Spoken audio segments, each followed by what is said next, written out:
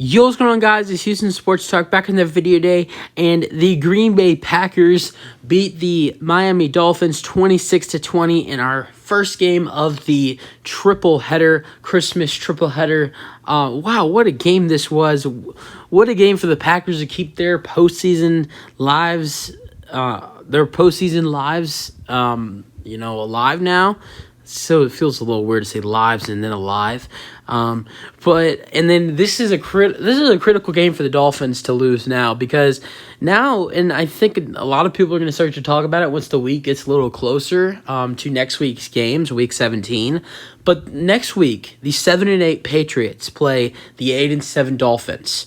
The Dolphins being the 7 seed, the Patriots being the 8 seed. So the Patriots are outside looking in the playoffs. That's going to be a really good game next week, and the Dolphins could be screwed if they lose that game, because I think if the Patriots, I think whoever wins that game next week between the Patriots and Dolphins will probably be the 7 seed. I think if the Patriots could beat the Dolphins next week, which I think anything can happen after the Dolphins the last however weeks they've lost in a row. They've been losing like crazy.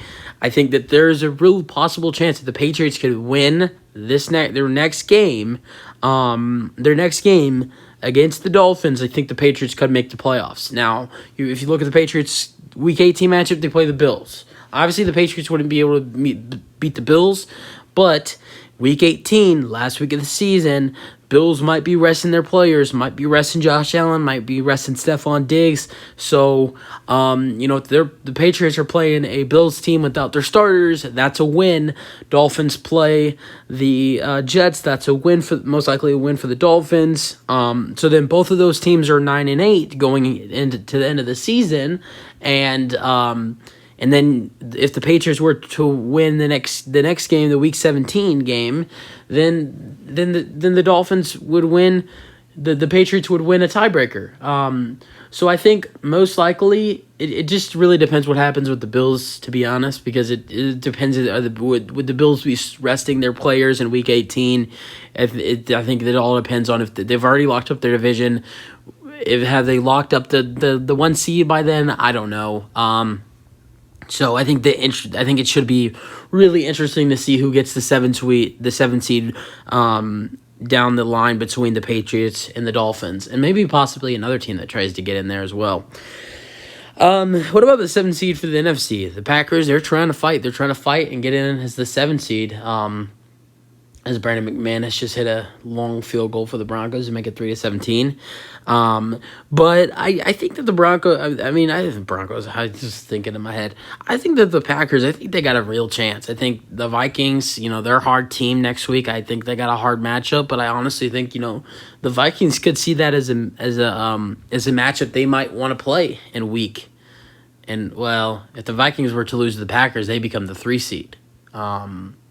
And if I'm the Vikings, preferably, I'd rather be the 3 seed than the 2 seed, because I'd rather play the Giants, a team I just beat, than the Packers, a team that is familiar with my team, or the Commanders, a team that almost beat us. So I don't know what the Vikings would do. So I think both of these teams have a really good shot at being the 7 seed in both of their conferences.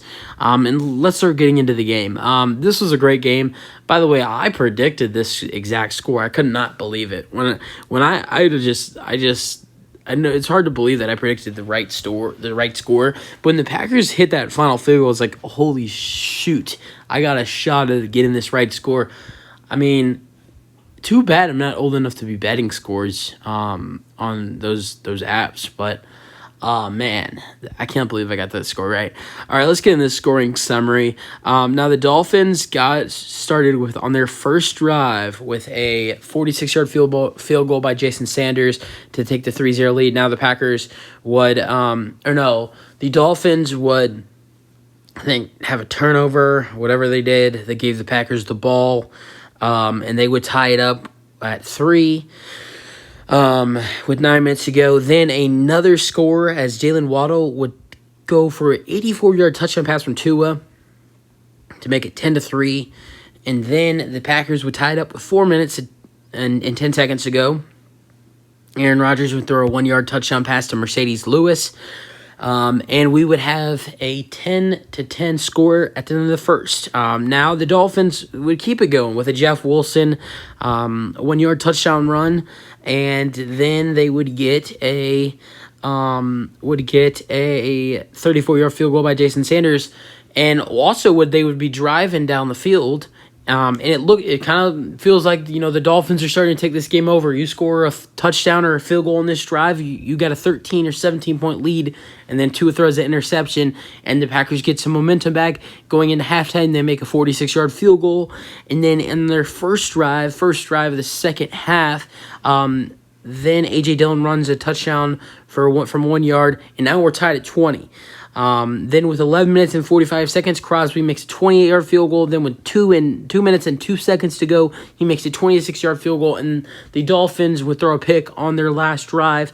Tua threw 3 picks today. A struggle with Tua throwing the picks. Great defensive game from the Packers as well. Let's go over the passing leaders, the game leaders. Rodgers was 24 for 38 with 238 passing yards, 1 touchdown. He also threw a pick.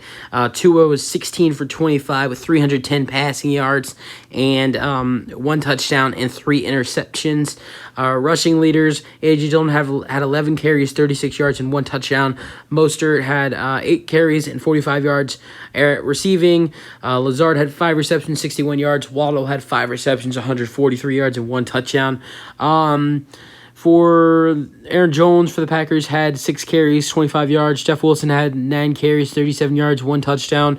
Other receiving, Christian Watson had 6 receptions, 49 yards. He got hurt in this game, missed about most of the second half. Romeo Doubs had 3 receptions and 36 yards. Mercedes Lewis had 2 receptions, 32 yards, and 1 touchdown. He had 2 really big catches. What else? For the Dolphins, Tyreek Hill had 4 receptions and 103 yards. So those 2 wide receivers were just dominant between Hill and Waddle today. And Trent Sherfield had 2 receptions and 25 yards. For fumbles, Tua lost a fumble in this one. So I think that was the turnover that got the Packers the ball in their first drive, or their first score. Tua would fumble. It was not lost. Tua recovered his fumble. It was lost by Mostert, and recovered by Tua. And then the Packers had how many fumble recoveries? A.J. Dillon fumbled but got it back. Oh, that was on the goal line. And then they didn't lose any fumbles either. Jareen Reed recovered a fumble. I think that was a fumble that the Dolphins lost. What else do you got? You got 2 sacks in this game for the Packers. Jareen Reed had a sack for the Packers. He had a big game. Preston Smith had a sack as well. Dolphins had 2 as well. Alond Roberts had 1, and Eric Rowe had 1 as well. The Packers had only 2 tackles for loss, and that was their 2 sacks.